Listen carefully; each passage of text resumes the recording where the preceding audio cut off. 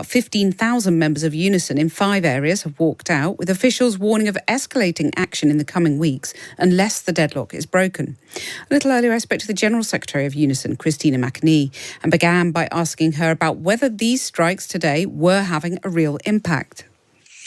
Well, we were hoping it would have an impact on the government. I'm still hoping that this will actually bring them to their senses and they'll sit down and talk to the unions. They should be calling us in to have a discussion about how we resolve these strikes. Instead, it feels like they're kind of burying their head in the sand and pretending it's not happening. I've just come off a picket line, an ambulance picket line down in Exeter, and the reality is what we're getting on picket days is because there's a focus on the most serious cases, response times are actually better when they're not on strike.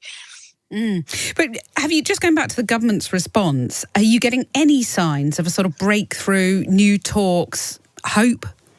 None whatsoever, Cathy, not a thing. There was a meeting earlier this week with the Secretary of State, but that was after we'd been asking for weeks for a meeting. But there was no proposals about pay. We made the case again.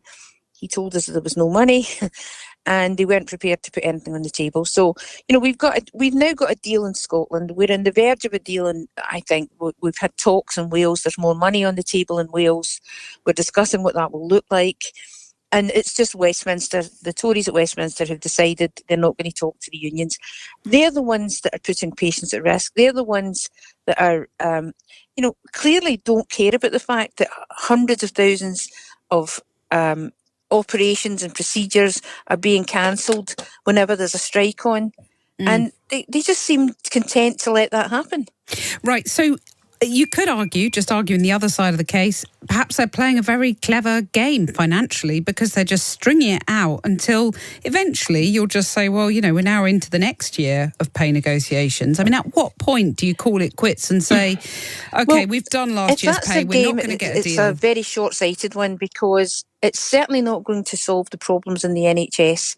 And, these problems are not problems caused by the strikes. Waiting times, the highest dissatisfaction levels, the highest number of people waiting for operations, the highest number of staff vacancies. These are all nothing to do with the strikes. These are to do with, the chaos is to do with the government's mishandling of the NHS. But Christina, at what point do you just call it a day with the last year's pay deal and just look at the coming year and put all your eggs in that basket?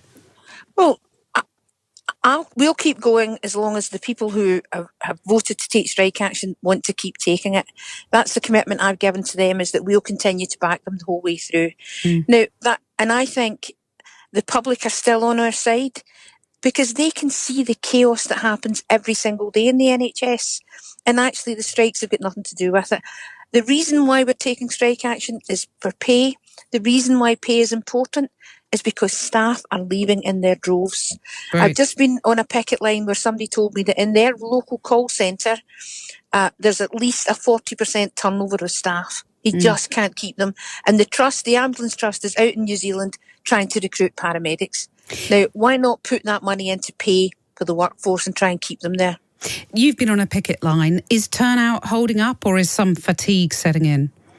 No, actually, this time I'd say all the picket lines I've been on today, and I'm down in the southwest of England, been travelling around.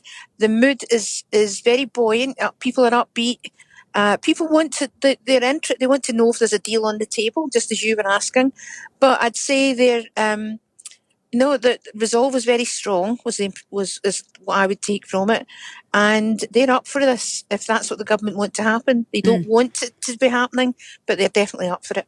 How good is the Welsh deal? Because I've seen figures about an additional 3%, of which 1.5% is consolidated on top of the pay review body recommendations. I mean, that is a fair bit short of what some of the unions were asking for. Do you think you aimed too high?